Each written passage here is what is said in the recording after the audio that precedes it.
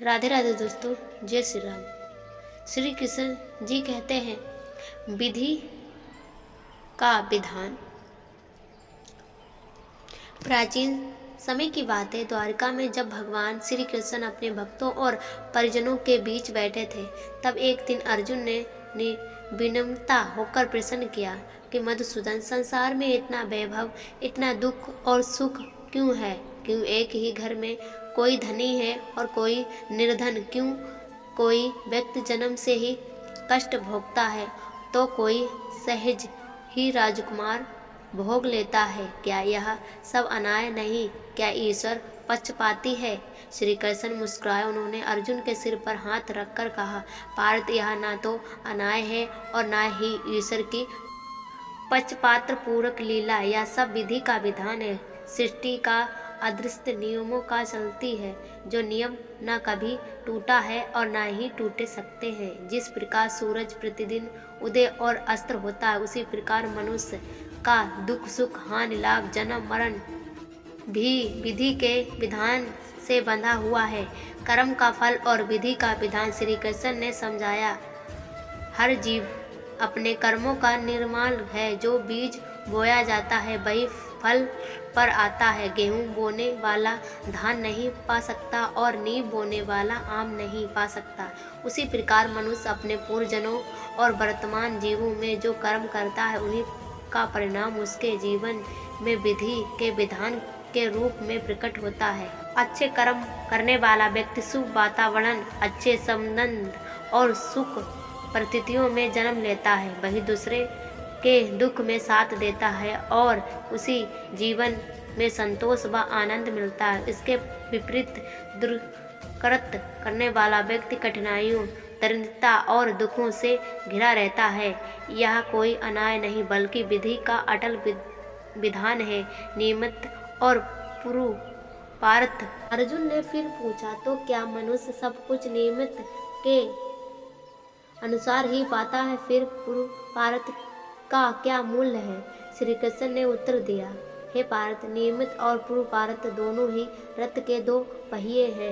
नियमित वहाँ है जो बीते हुए कर्मों के कारण पहले से तय हो चुकी है। जैसे किसी खेत में बोया गया बीज भविष्य में वृक्ष बनकर ही फल देगा, परंतु वर्तमान पुरुषार्थ का अर्थ है आज तुम जो प्रयास कर रहे हो उसके कल के बीज बदल सकते हैं।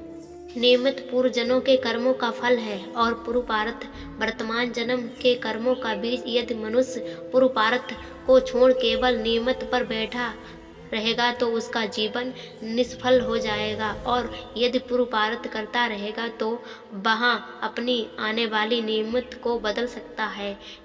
यही विधि का विधान है कि हर जीव को अपने प्रयास का अधिकार है। विधि और ईश्वर की करुण। श्री कृष्ण आगे बोले, अर्जुन, यह भी स्मरण रखो कि ईश्वर केवल दृष्टा नहीं वरना करुणामय भी है।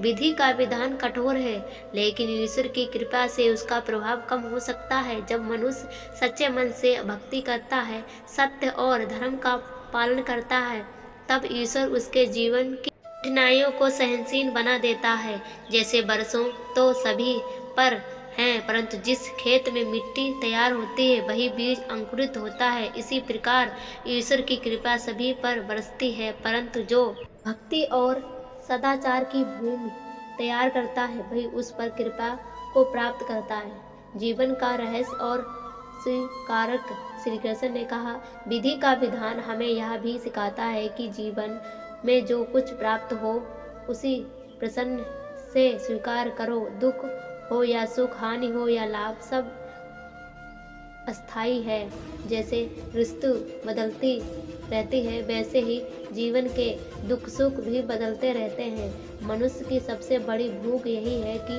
वह सुख में अहंकार करता है और दुख में निराश। यदि हम जान लें कि यह सब विधि का विधान है तो वहाँ हर दुनिया में संतुलित और शांत रह सकता है। यदि गीता का संदेश है समत योग उत्तेक कथा विधि के विधान का उदाहरण है। श्री कृष्ण ने अर्जुन को एक कथा सुनाई। एक बार एक गरीब ब्राह्मण कृष्ण के पास आया। उसने कहा, प्रभु मैं दिन रात पूजा करता हूँ, दान देता हूँ, फिर भी निर्धन हूँ और मेरे गांव का सेठ आध्यात्मिक होकर भी धनी है, क्या यह अन्याय नहीं है? श्री कृष्ण मुस्कुराए और बोले, पार्थ, यह तुम्हारे और उसके कर्मों का परिणाम है। तुमने पिछले जन्म में धर्म तो किया, परंतु धन का दुरुपयोग भी किया, इसलिए इस जन्म में तुम्हें दरिद्रता मिली ताकि तुम धन का मोल छोड़ सको। और वहाँ सेठ पिछले जन्म में बड़ा दानी था, जन्म में धनी है, लेकिन क्योंकि वहाँ अब अधर्म कर रहा है तो अगले जन्म में उसका धन छीन जाएगा। याद रखो, विधि का विधान अटल है, जो जैसा बोता है वैसा ही पाता है। ब्राह्मण ने तब समझा कि ईश्वर पक्षपाती नहीं बल्कि न्यायकारी है।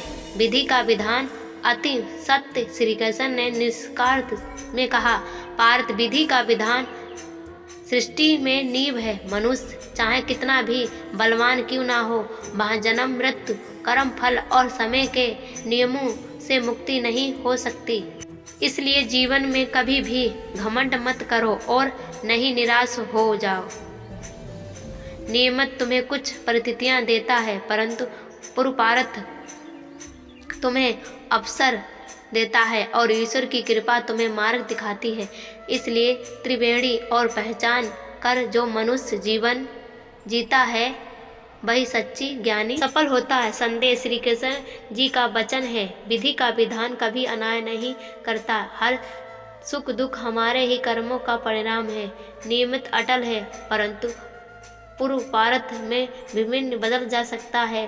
भक्ति और समाचार से ईश्वर की कृपा मिलती है। जीवन का रहस्य संतुलित और स्वीकारत में है। जो मनुष्य इस सत्य को समझ लेता है वह जीवन में किसी भी परिस्थितियों में विचलित नहीं होता और अपने मार्ग पर अटल रहकर परम आनंद को प्राप्त करता है। कहानी कैसी लगी कमेंट में बताना, चैनल पे तो सब्सक्राइब लाइक करना। तो दोस्तों, राधे राधे, जय श्री राम।